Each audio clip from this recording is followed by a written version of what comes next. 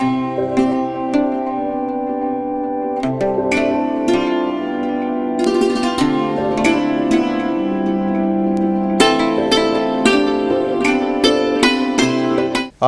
మహాభాగ్యం కార్యక్రమానికి స్వాగతం. నా పేరు రామ్జీ ఆయుర్వేద, కాకినాడ. సిద్ధ వైద్యం శీర్షికలు మనము సిద్ధులకు సంబంధించినటువంటి అనేక విషయాలు చెప్పుకుంటూ ఉన్నాం. సిద్ధులు కేవలము ఔషధం అనే కాకుండా జీవన విధానాన్ని కూడా చెప్పడం జరిగింది. అంటే ఎటువంటి జీవన విధానము అవలంబించటం వల్ల ఎటువంటి రోగాలు తగ్గుతాయి, ఎటువంటి రోగాలు వస్తాయి, లేదా రోగాలు వచ్చినప్పుడు ఎటువంటి జీవనక్రియ జరుపుకోవాలి అనేటువంటిది సిద్ధులు తమ శాస్త్ర గ్రంథాల్లో చెప్పడం జరిగింది. ఒక వ్యక్తి పరిపూర్ణమైనటువంటి ఆరోగ్యుడిగా ఉండాలి లేదా పరిపూర్ణమైనటువంటి ఆరోగ్యంతో ఉండాలి అనుకునేటువంటి వారు ప్రకృతికి సంబంధించినటువంటి నియమాలని తూచా తప్పకుండా పాటించాలి. ఇలా పాటించినప్పుడు సాధారణంగా ఎటువంటి రోగాలు రావు అనేటువంటిది అందరూ చెప్పినటువంటి మాట. మరి సిద్ధ వైద్యంలో కూడా చాలా ఆరోగ్యకరమైనటువంటి సూత్రాలు, అంటే ఔషధం వాడకుండా జబ్బులు తగ్గించుకునేటువంటి ఆచార వ్యవహారాలు, సాంప్రదాయాలు, అలాగే దినచర్య లాంటి ప్రక్రియలు కూడా మనకి చెప్పడం జరిగింది. మరి చాలా వైద్య విధానాలలో ఇటువంటి మౌలిక సూత్రాలు ఉన్నప్పటికీను సిద్ధ వైద్యంలో ప్రత్యేకించి రోగాలు తగ్గించుకోవటానికి దైనందిన జీవితంలో చేసేటువంటి వ్యాయామం అనేటువంటిదే ప్రధానమైనటువంటి ప్రక్రియ కింద చెప్పడం జరిగింది. జంతువు అంటే జంగమము, అంటే ఒక చోట నుంచి ఇంకొక చోటకి సంచరించేటువంటి స్వభావం కలిగినటువంటి జీవులు. అందుకని చలనం కలిగినటువంటి జీవుల్లో జంగమాలు అనేటువంటివి సాధారణంగా మనకి కనిపిస్తూ ఉంటాయి. ఒక చోటనే ఉండి పుట్టుట, పెరుగుట, మరణించుట అనేటువంటి ఈ మూడు క్రియలు జరిపినట్లయితే వాటిని స్థావరాలని పిలుస్తారు. అలా కాకుండా పుట్టడం, పెరగడము, చనిపోవడం అనేటువంటి ప్రక్రియలు ఒక చోటు నుంచి ఇంకొక చోటకి ప్రయాణం చేస్తూ లేదా కదలిక ఉన్నప్పుడు ఖచ్చితంగా ఆ జీవుల్ని జంగమాలని పిలుస్తూ ఉంటారు. జంగమాలలో ఉత్కృష్టమైనటువంటి క్షీరదాలలో మానవులు అనేటువంటి వారు ఉత్కృష్టమైనటువంటి జ్ఞానం కలిగినటువంటి జీవులు. ఇలాగుండేటువంటి ఈ జీవులకి అతి సర్వత్ర వర్జేత కాబట్టి చేసే పని ఎక్కువగా చేయటము, అతిగా తినడము, అతిగా ఆలోచించటము, అతిగా నిద్రపోవడం లాంటి దుర్వ్యసనాల వల్ల సాధారణంగా రోగాలు అనేటువంటివి వస్తాయని మనకి సిద్ధ వైద్య గ్రంథాలలో చెప్పబడింది. ఏ వ్యక్తి అయితే సూర్యోదయానికి పూర్వమే మేలుకుని ఉంటారో వారికి జీవశక్తి ఉధృతంగా ఉంటుంది. సాధారణంగా జీవశక్తిని ఉద్దీపన చేసేటువంటి శక్తి ప్రత్యక్ష భగవానుడు అయినటువంటి సూర్య భగవానుడి దగ్గర ఉందని సిద్ధులు ఈనాడు గ్రహించడం జరిగింది. సూర్యుడి నుంచి వచ్చేటువంటి విటమిన్ ఎనర్జీ ఏదైతే ఉందో ఆ ఎనర్జీని రెగ్యులర్గా ఎవరైతే తీసుకుంటారో వారికి జీవశక్తి అధికంగా ఉంటుందనేటువంటిది సిద్ధులు చెప్పినటువంటి మాట. సూర్యుడి నుంచి వచ్చేటువంటి కిరణాలు సహస్రమైనటువంటి కిరణాలు, అంటే సహస్రాధికంగా, అంటే లెక్క పెట్టడానికి వీలు కానటువంటివి అనే శబ్దంలో సహస్రము అనేటువంటి పేరు వాడుతుంటారు. శతసహస్రము, సహస్రము, శత అనేటువంటి దానికి 100 1000 1,00,000 ఇలాంటి పదాలు మనం మాట వరుస కోసం అనుకుంటాం. కానీ అనేక కిరణాలతో ఉండేటువంటి సూర్యుని యొక్క కిరణాలలో సప్తవర్ణాలు ఉంటాయి. ఈ సూర్యుని యొక్క సప్తవర్ణాలలో ప్రముఖంగా ఉండేటువంటి ఎరుపు రంగు కాంతిలో గులాబీ రంగు కాంతి అనేటువంటిది ఒక కాంతి ఉంటుంది.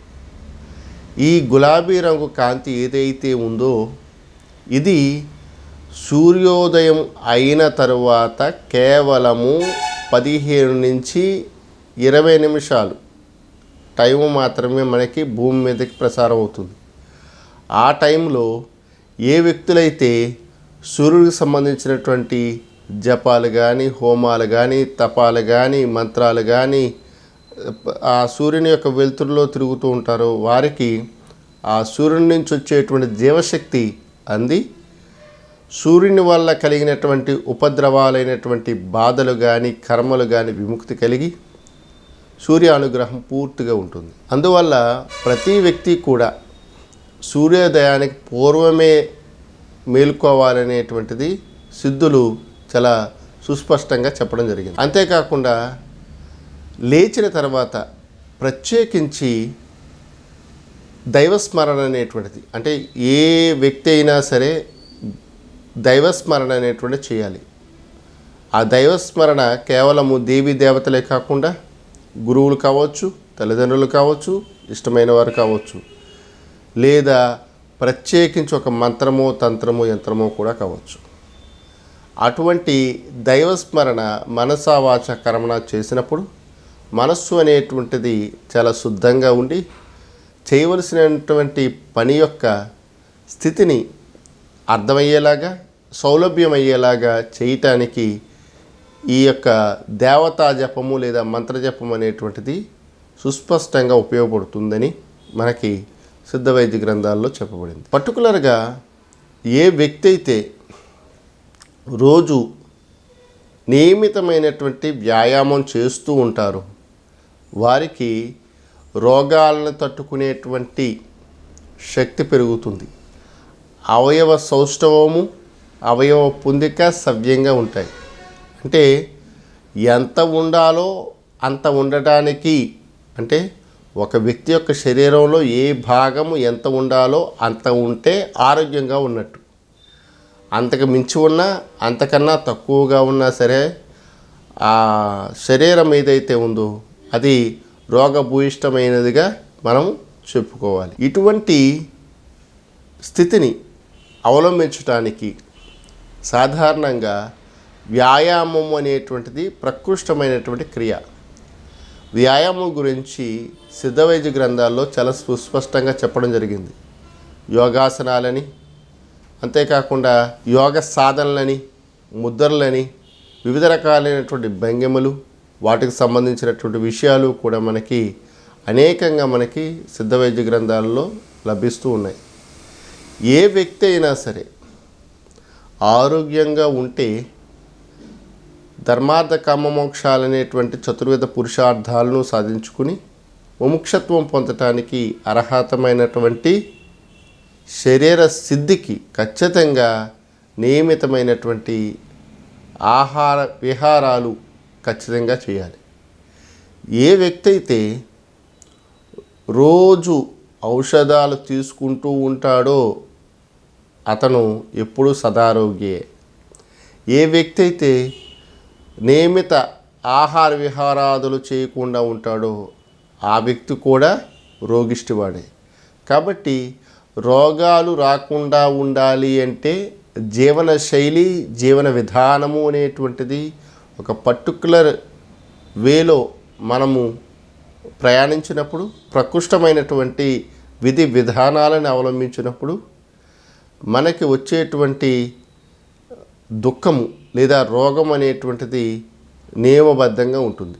అంటే రోగం తగ్గించుకోవాలనుకునేటువంటి వారు ఖచ్చితంగా జీవన క్రియలని, వ్యాయామాన్ని ఖచ్చితంగా చేయాలనేటువంటిది సిద్ధులు వారి వారి గ్రంథాలలో చెప్పడం జరిగింది. వ్యాయామం చేయటం వల్ల ప్రత్యేకించి ఉపయోగాలు ఏముంటాయి అంటే నేను ఒక చిన్న ఎగ్జాంపుల్ చెప్పడానికి ప్రయత్నం చేస్తాను. చాలామందికి ఈ మధ్యకాలంలో పర్టికులర్గా పురుషులలో వీర్యస్ఖలనము వెంటనే అయిపోతుంది, లేదా నిద్రలోనే వీర్యస్ఖలనం అవుతుంది. చాలామందికి విపరీతమైనటువంటి పరిశ్రమ కలిగినటువంటి వ్యక్తులు, అటు శారీరకంగా కానీ ఇటు మానసికంగా కానీ పరిశ్రమ కలిగిన వ్యక్తులకి మైండ్ ఎప్పుడైతే రిలాక్స్ అవుతుందో అప్పుడు వాళ్ళకి వీర్యం అనేటువంటిది పతనం అవుతుంది. ఎప్పుడైతే వీర్య పతనం అనేటువంటిది జరుగుతుందో ఆ వీర్యపతనం అయినప్పుడు వారికి సాధారణంగా విపరీతమైనటువంటి నీరసం వస్తుంది. ఎప్పుడైతే నీరసము వీర్యపతనము జరిగిందో ధాతు పుష్టిపోయి దౌర్బల్య స్థితి కలుగుతుంది, లేదా రోగాలు అనేటువంటివి శరీరంలోకి ప్రవేశించడానికి అవసరమైనటువంటి స్థితి శరీరానికి వస్తుంది. కాబట్టి వీర్యాన్ని ఎక్కువగా స్టోర్ చేసుకోవడం అనేటువంటిది చాలా ఉత్కృష్టమైన ప్రక్రియగా మనకి సిద్ధ వైద్య గ్రంథాల్లో చెప్పబడింది. ఈ వీర్య పటుత్వం అనేటువంటి దాన్ని నిలుపుకోవాలి అనేటువంటి వారికి బ్రహ్మచర్యము అనేటువంటిది ఖచ్చితంగా చెప్పడం జరిగింది. బ్రహ్మచర్యము అంటే అర్థం ఏమిటంటే కేవలము సంతానోత్పత్తికి మాత్రమే స్త్రీ సంగమంలో పాల్గొవాలి, కానీ ఇష్టం వచ్చిన రీతిలో ఇష్టం వచ్చిన విధంగా గనక అటువంటి క్రియని సంసారిక క్రియలను చేసినప్పుడు వారి ఆయుష్ తగ్గుతుందనేటువంటి విషయాన్ని కూడా మనకి సిద్ధులు చెప్పడం జరిగింది. కేవలము 100 సంవత్సరాలు బ్రతకడమే సిద్ధుల యొక్క ఉద్దేశ్యం కాదు. అనేక వేల సంవత్సరాలు జీవించిన సిద్ధులు అనేక మంది ఉన్నారు. కాబట్టి కేవలం 100 సంవత్సరాల కోసము ఇటువంటి సుఖాలను త్యాగం చేసుకోవాలా అనేటువంటి వారు కూడా లేకపోలేదు. కాబట్టి వీర్యాన్ని గట్టిపరుచుకోవటానికి అనేక రకాలైనటువంటి ప్రక్రియలు ఔషధాల రూపంలోనూ మూలిగయ రూపంలోనూ కూడా మనకి చెప్పడం జరిగింది. కానీ వ్యాయామముతోనే వీర్యాన్ని అదుపు చేసుకునేటువంటి అద్భుతమైనటువంటి ప్రక్రియని మనకి సిద్ధ వైద్యంలో చెప్పడం జరిగింది. అదేమిటంటే ఏ వ్యక్తి అయితే రోజు నదీ తీరమునందు కానీ చెరువుల యందు కానీ లేదా సరస్సుల యందు కానీ ఎవరైతే ఈత కొడుతూ ఉంటారో వారికి వీర్యము అనేటువంటిది గమ్ముని స్ఖలనం కాదు. అంటే వీర్యం యొక్క పటుత్వం పర్ఫెక్ట్గా ఉండాలి అనుకునేటువంటి వారు ఈదడం లాంటి ప్రక్రియలు చేయటం వలన మాత్రమే అది సుసాధ్యమవుతుంది.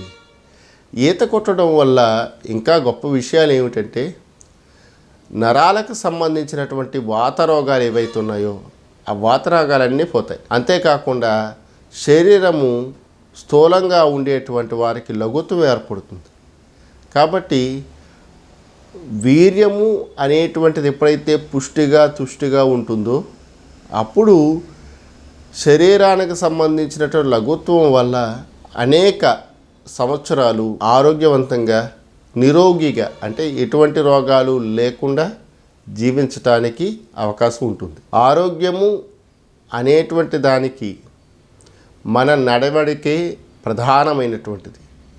ఆరోగ్యం కలగాలనుకునేటువంటి వారు మంచి నడవడికని కలిగి ఉండాలనేటువంటిది సిద్ధులు ఈనాడో చెప్పడం జరిగింది. రోగం వచ్చినప్పుడు రోగం గురించి భయపడే కన్నా రోగాలు రాకుండా ఉండేటువంటి జీవన విధానం అనేటువంటి దానిని మనం ఏ విధంగా అవలంబించాలనేటువంటిది సిద్ధ వైద్యం చదువుకున్నటువంటి వారు అలాగే సిద్ధులు గురువులు మనకి అనేక రకాలుగా చెప్పడం అనేటువంటిది ఈ భారతదేశంలో చూస్తూనే ఉన్నాం. నిజానికి సిద్ధ వైద్యం అనే పేరు కన్నా సిద్ధ ఆచారాలు సిద్ధ సాంప్రదాయాలు అని చెప్పుకోవడమే మంచిదేమో. ఆరోగ్య విషయంగా సిద్ధత్వం అనేటువంటిది ఒక ఉత్కృష్టమైనటువంటి ప్రక్రియ.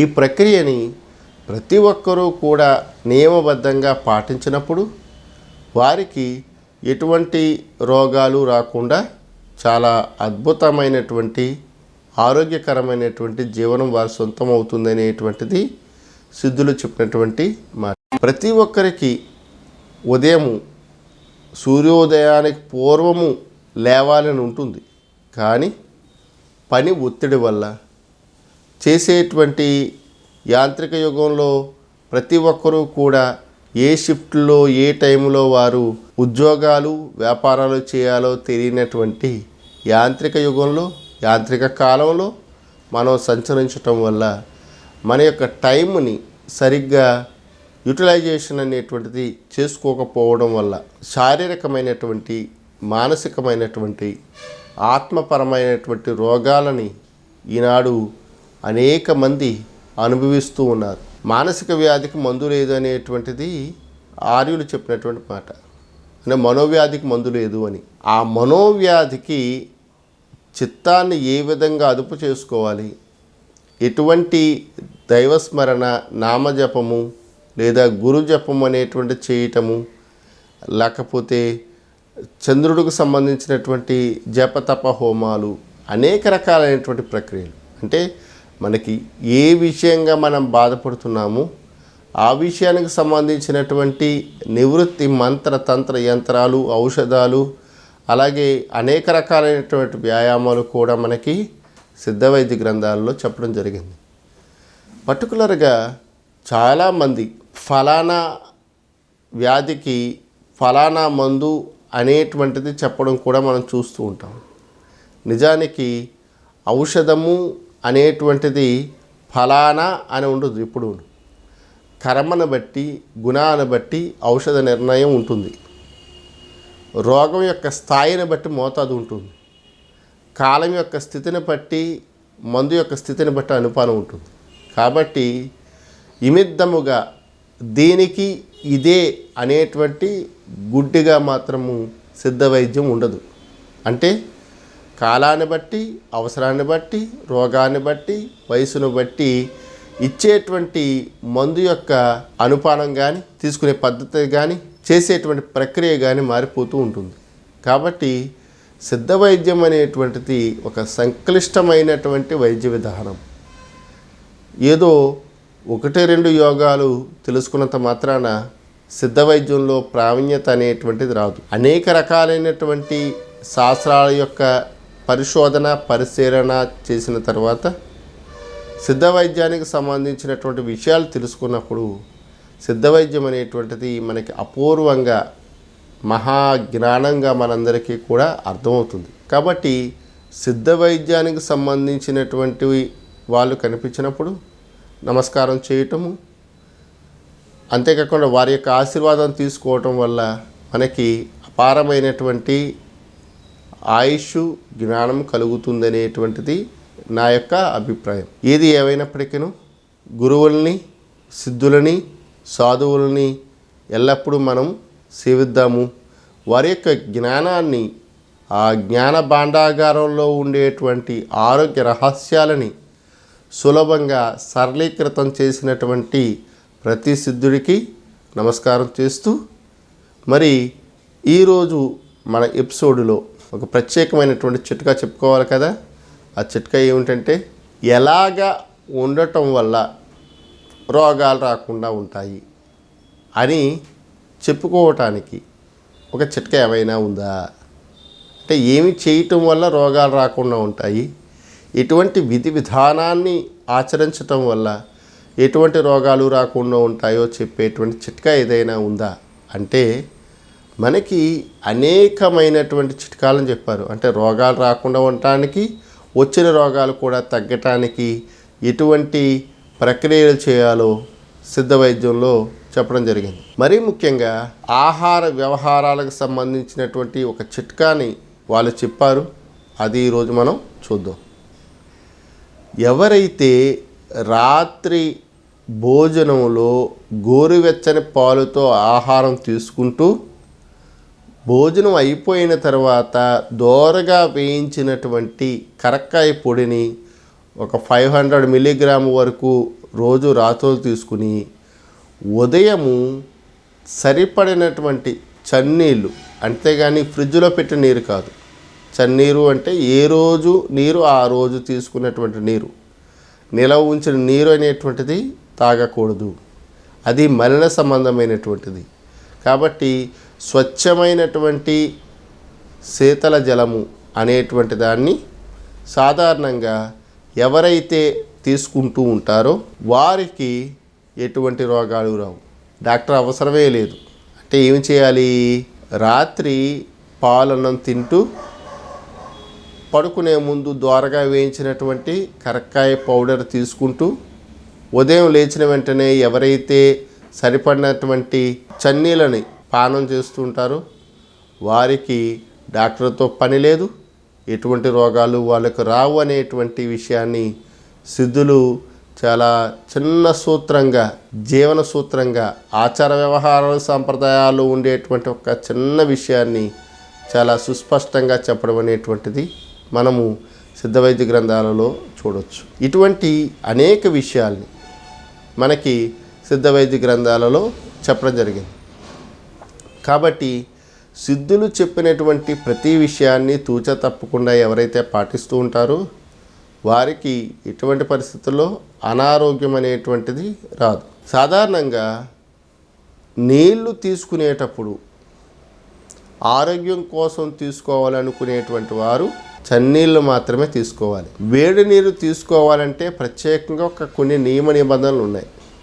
పర్టికులర్గా వాత రోగులు, స్థూలకాయం కలిగినటువంటి వారు, చర్మ వ్యాధి సంబంధమైనటువంటి రోగాలు కలిగినటువంటి వారు గోరువెచ్చని నీళ్ళు లోపల తీసుకోవడము, స్నానం చేయటం వల్ల వారికి ఆరోగ్యంగా ఉంటుంది. మిగతా కఫ పిత్త సంబంధమైనటువంటి దోషాలు కలిగినటువంటి వారు, వాత కఫ సంబంధమైనటువంటి దోషాలు కలిగినటువంటి వారు వేడి నీరుతో స్నానం చేయటం వల్ల వారికి మంచి జరుగుతుంది. కేవలము కఫతత్వం కలిగినటువంటి వారు, పిత్తతత్వం కలిగినటువంటి వారు ఎటువంటి పరిస్థితుల్లోనూ వేడి నీటితో స్నానం చేయకూడదు. వేడి నీటితో స్నానం చేయటం వల్ల మరలా వాళ్ళకి అనేక కొత్త రోగాలు, పిత్త రోగాలు, కఫ వికృత రోగాలు వచ్చేటువంటి అవకాశం ఉంది. కాబట్టి కేవలము ఉదయం స్నానం చేయాలనుకునేటువంటి వారు, పర్టికులర్గా వాత రోగులు, స్థూల రోగులు, చర్మ రోగాలు కలిగిన వారైతే గోరువెచ్చని నీరుతోనే స్నానం చేయండి. మిగతా వారందరూ కూడా చల్లని నీరు, స్వచ్ఛమైన నీరుతో స్నానం చేసినప్పుడు ఎటువంటి అనారోగ్యాలు లేకుండా సుఖమైనటువంటి ప్రశాంతమైనటువంటి ఆరోగ్యాన్ని పొందుతారనేటువంటిది మనకి సిద్ధ వైద్యంలో చెప్పబడినటువంటి ఆరోగ్యకరమైనటువంటి విషయాలు. మరి ఈనాటి మన ఎపిసోడులో సిద్ధ వైద్యానికి సంబంధించినటువంటి ఆరోగ్య రహస్యాలని లేదా ఆరోగ్య సూత్రాల గురించి కొన్నింటిని మనం చెప్పుకోవడానికి ప్రయత్నం చేస్తాం. మరొక ఎపిసోడులో మరికొన్ని ఆరోగ్య విషయాలు చెప్పుకుందాము. అలాగే వారు చెప్పినటువంటి కొన్ని చిట్కాలను కూడా మనం తెలుసుకోవడానికి ప్రయత్నం చేద్దాం. మరి ఇప్పటిదాకా చూశారు కదా, మరొక ఎపిసోడ్లో మరొక ఇంట్రెస్టింగ్ మ్యాటర్తో మీ ముందుంటాను. అంతవరకు సెలవు, నమస్కారం.